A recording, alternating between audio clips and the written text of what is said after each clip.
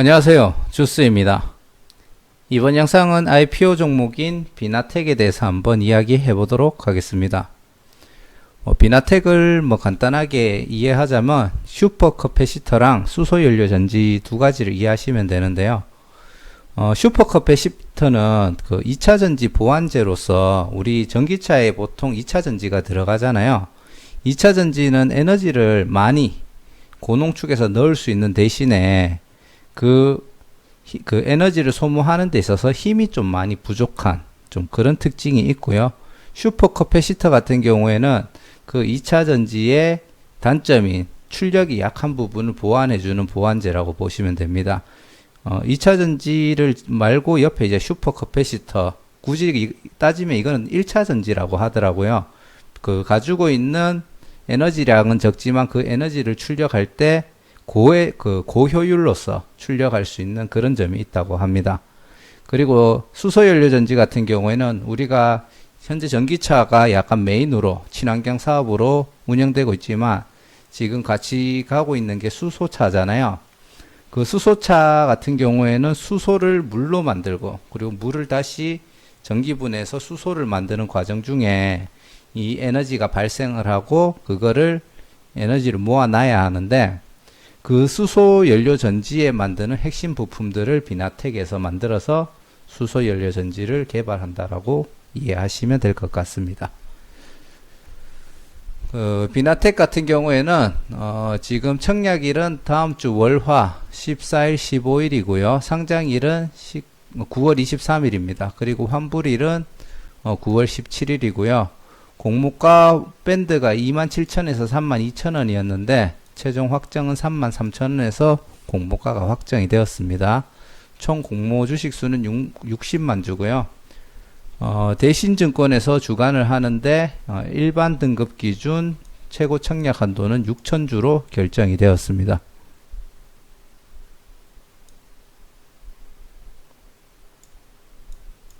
(6,000주로) 알고 있는데 이 밑에는 또 (5,000주라고) 적혀 있네요. 6,000주가 맞는 걸로 알고 있습니다.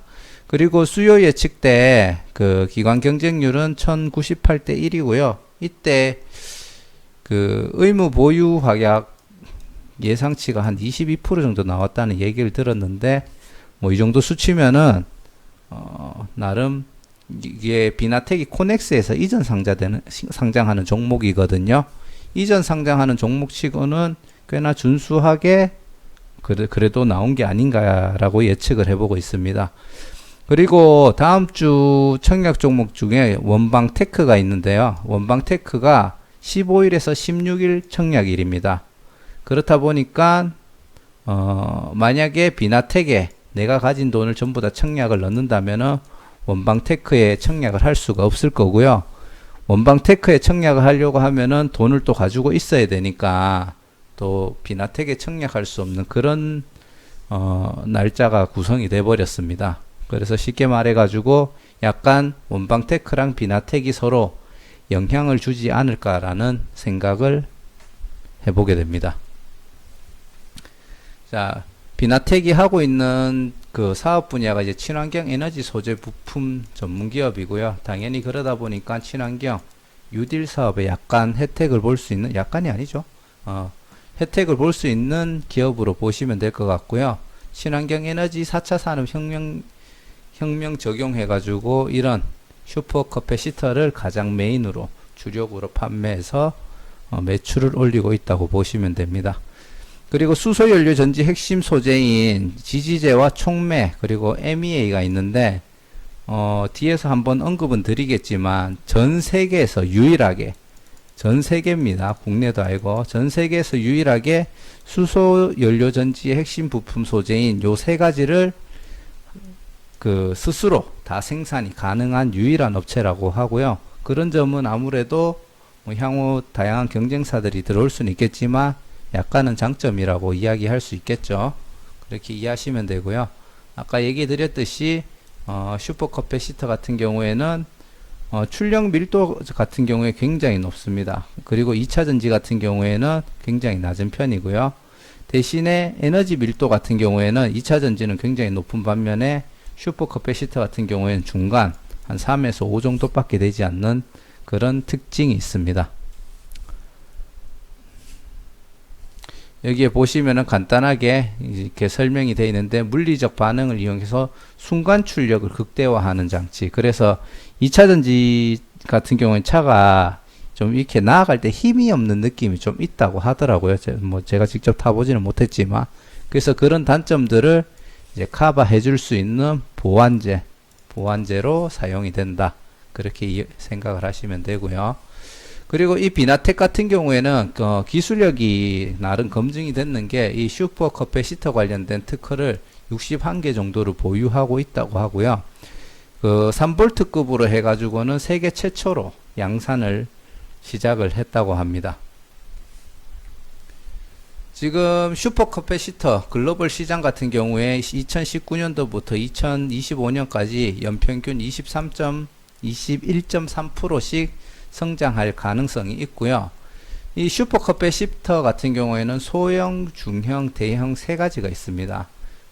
소형 같은 경우에는 일본의 파라소닉이 생산을 하고 있는데, 소형 슈퍼 커패시터 같은 경우에는 지금 시장이 이미 죽어가는 시장이라고 하고요. 대형 같은 경우에는 아직 활성화가 좀 덜 되는 분야라고 합니다.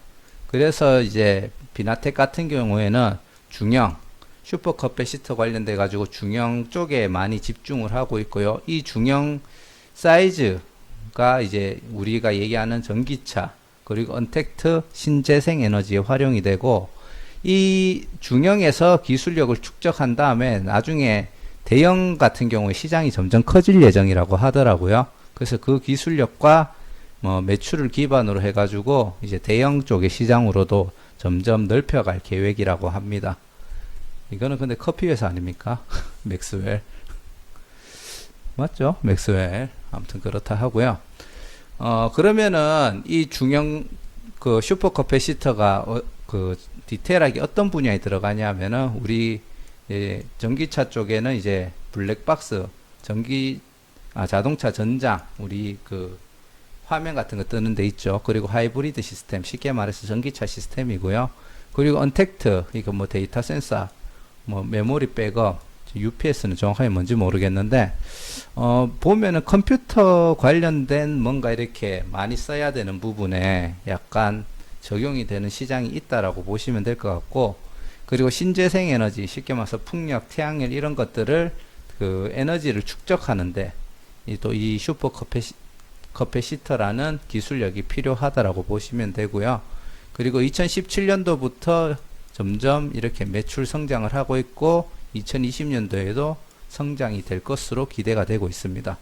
더군다나 최근에 계속 뉴딜 하면서 친환경이 강조가 되고 있잖아요. 그래서 어쩔 수 없이 거기에 대한 영향을 받을 수밖에 없다고 생각이 됩니다. 그리고 이제 비나텍 두 번째로 주력하고 있는 사업이 수소 연료 전지 쪽인데, 한국판 뉴딜 10대 과제가 이렇게 있다고 합니다. 그 중에서 7개가 슈퍼 커패시터랑 관계 있는 사업이고요.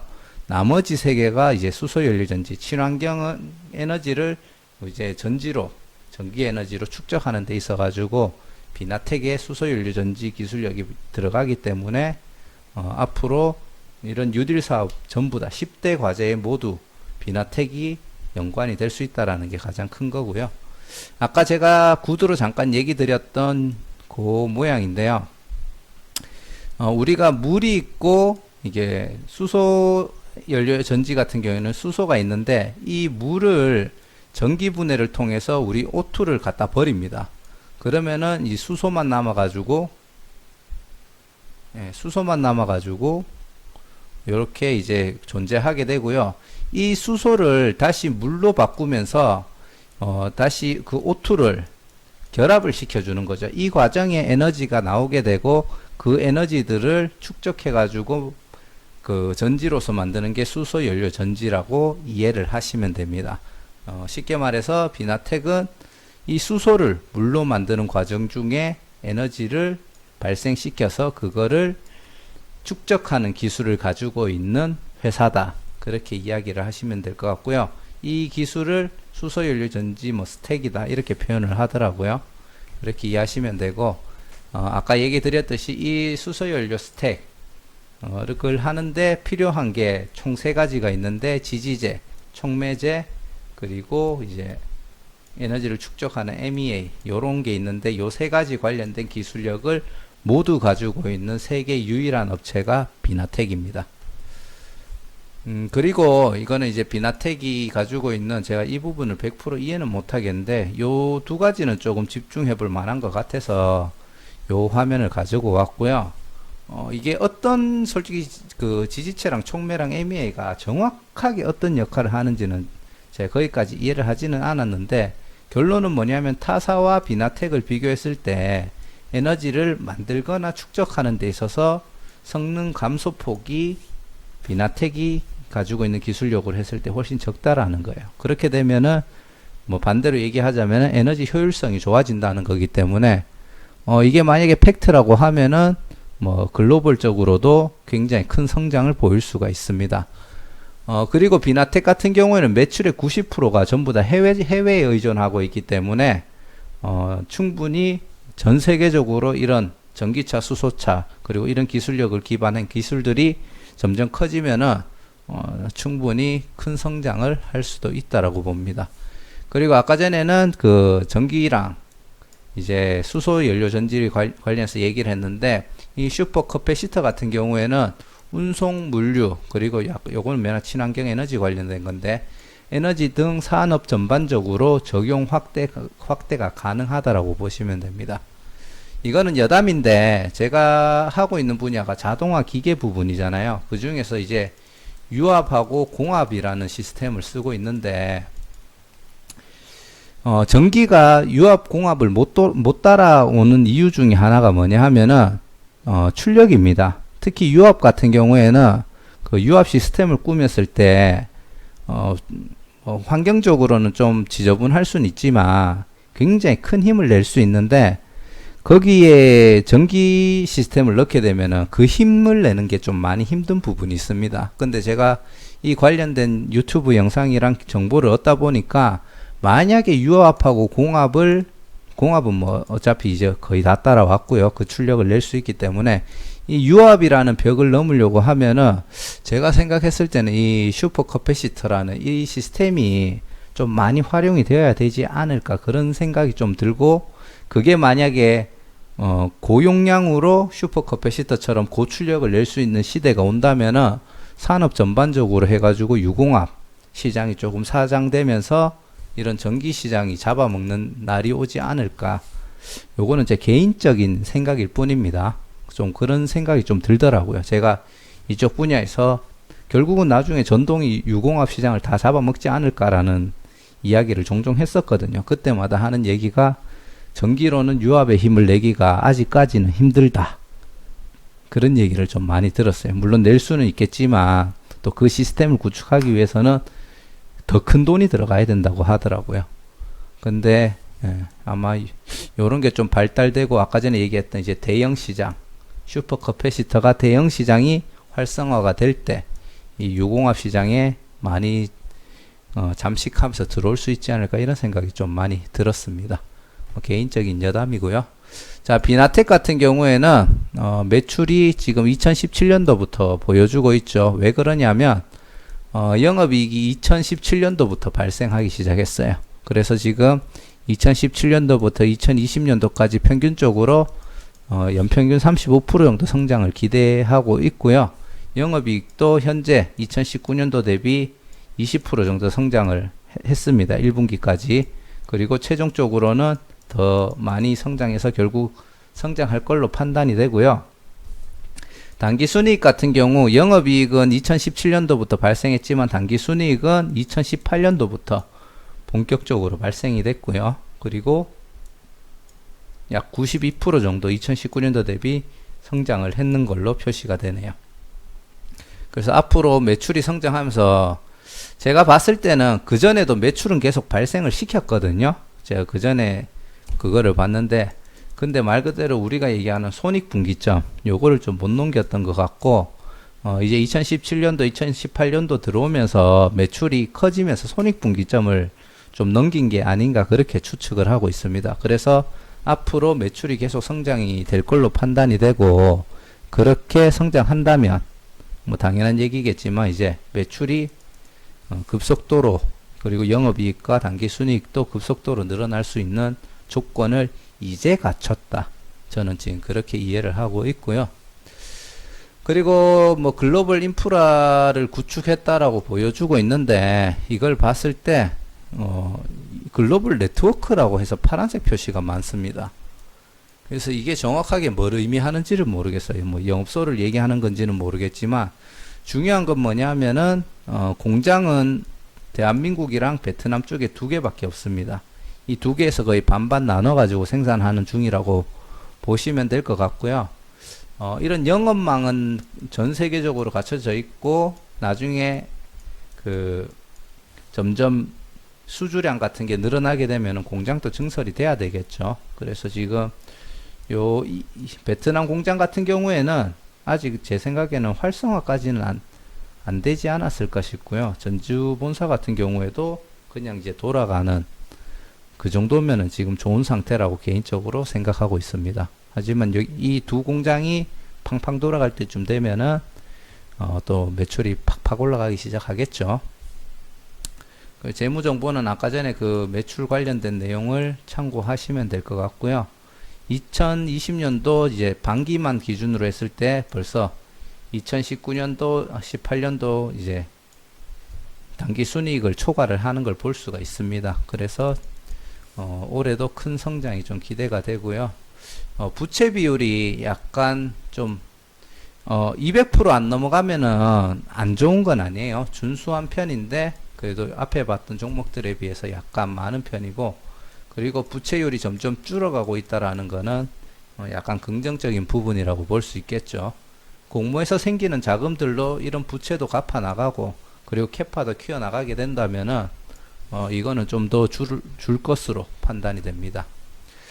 그리고 주주 구성이 사실 조금 그냥 보통 정도라고 밖에 이야기를 못 드리겠어요. 보호 예수 물량이 한 56%고 상장 가능한 유통 물량이 한 43%인데 요 기타 주주의 구성이 어떻게 되어 있는지 한번 보고 판단을 하면은 좀 더 상장일날 주가 흐름이 예상이 될 수 있을 것 같고요. 여기서 한 가지 짚어드리고 싶은 부분은 이 부분입니다. LG전자. 비나텍이 LG전자 쪽에 뭐 일부 어떤 부품을 하고 있었다라고 하는데, LG전자가 비나텍의 약간 성장성을 좋게 봤는지는 모르겠지만 투자의 목적으로 약 5% 정도를 현재 투자를 했는 상태라고 하더라고요. 그래서 LG가 뭔가에 있어서 비나텍에 약간 밀어주기 같은, 본인들이 투자했는 회사니까 충분히 그렇게 움직일 가능성도 있을 것으로 판단됩니다. 자, 하지만 모든 앞에 얘기 드린 거는 솔직히 모두 좋은 이야기잖아요.